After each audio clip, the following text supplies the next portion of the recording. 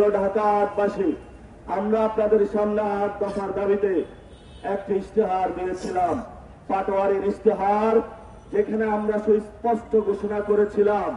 প্রথম দফা ইশতেহারে আমরা বলেছিলাম শহীদ উসমান বিন হাদি যে হত্যা হয়েছে সেই হত্যাকাণ্ডের বিচার ইনশাআল্লাহ ঢাকা 8 এবং পুরো বাংলাদেশের মানুষকে নিয়ে বাংলার মাটিতে করেই ছাড়বো ইনশাআল্লাহ। আমরা 2 নম্বর ইশতেহারে বলেছিলাম চাঁদাবাজি, মাদক ও সন্ত্রাস মুক্ত নিরাপদ ঢাকা 8 করব আমরা ইনশাআল্লাহ। আমরা 3 নম্বরে বলেছিলাম সর্বজনীন স্বাস্থ্য ব্যবস্থা, আপনাদের প্রত্যেকের বাসার দরজায় দরজায়, মায়েদের কাছে, প্রসূতি মায়েদের কাছে, বাচ্চাদের কাছে, আপনার অসুস্থ বাবার কাছে, আপনার অসুস্থ মায়ের কাছে বিনামূল্যে কিছু কিছু জায়গায় এবং কম টাকায় আমরা পৌঁছে দেওয়ার চেষ্টা করব ইনশাআল্লাহ। আমরা আরো আপনাদের সাথে প্রতিজ্ঞাবদ্ধ হয়েছিলাম ঢাকা 8-এ একটি বৈষম্যহীন, মানসম্মত ও নিরাপদ শিক্ষা ব্যবস্থা আমরা তৈরি করব। আপনারা জানেন এখানে বুয়েট, মেডিকেল, ঢাকা ইউনিভার্সিটি থেকে অসংখ্য মানুষ, অসংখ্য শিক্ষার্থী রয়েছে। তাদের শিক্ষা, আবাসস্থল এবং নিরাপদ ঢাকা 8 তৈরির জন্য আমরা প্রতিশ্রুতিবদ্ধ।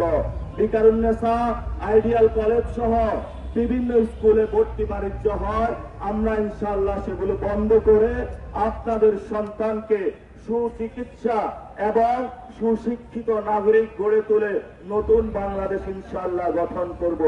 আমরা 5 নম্বরে বলেছিলাম অসংখ্য ভাই আমাদের বেকার রয়েছে, পড়াশোনা করে কিন্তু চাকরি নাই। বৈষম্য বিরোধী যে ছাত্র আন্দোলন হয়েছিল, আমাদের কিন্তু কোটা আন্দোলন থেকে শুরু হয়েছিল চাকরির দাবিতে। সেই জন্য আমরা বলেছি কর্মসংস্থান ও দক্ষ জনশক্তি বৃদ্ধি নিশ্চিতকরণ ঢাকা 8 ইনশাআল্লাহ আমরা করব। আমরা 6 নম্বর ইশতেহারে বলেছি নাগরিক বান্ধব ও জনদুর্ভোগ মুক্ত ঢাকা 8 করব। আপনারা জানেন এখানে ট্রাফিক জ্যাম রয়েছে এবং বিভিন্ন অগ্নিকাণ্ড, ভূমিকম্প থেকে শুরু করে বিভিন্ন পর্যায়ে অনেক ডিজাস্টার হয়ে থেকে এগুলা থেকে মুক্ত দিয়ে ইনশাআল্লাহ আমরা একটি নিরাপদ ঢাকা 8 করব। আমরা 7 নম্বর দফায় বলেছি আগামী প্রজন্মের জন্য ঢাকা 8 করব, যেখানে আপনি, আপনার সন্তান, মা বাবা সকলেই নিরাপদ থাকবে।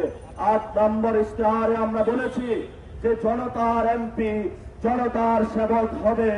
ঢাকা 8-এ 12 তারিখের পরে কোন জমিদারি চলবে না, জনগণের এমপি, জনগণের মধ্যে থাকবে ইনশাআল্লাহ।